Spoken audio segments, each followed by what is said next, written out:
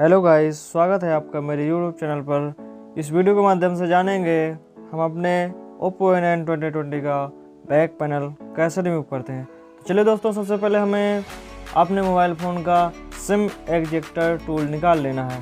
SIM ejector tool निकालने के बाद हमें अपने टच LCD रिमूवर मशीन में लगाना है और उसमें देखना है कि हमारा उसका मशीन का जो टेम्परेचर है वो ज़्यादा से ज़्यादा 105 तक ही जाए। अगर 105 से ज़्यादा जाता है तो आपका बैक पैनल डैमेज होने के चांसेस ज़्यादा हो जाते हैं। तो चलिए दोस्तों, वीडियो पे लास्ट तक बने रहें और बहुत ही गौर से, बहुत ही बारीकी से, बहुत ही ध्यान से वीडियो को लास्ट तक देखें। अगर आप वीडियो में कहीं भी पॉइंट मिस करते हैं तो आप बैक पैनल रिमूव करना नहीं सीख पाएंगे। तो आपसे रिक्वेस्ट है, वीडियो को पूरा देखें और लास्ट तक देखें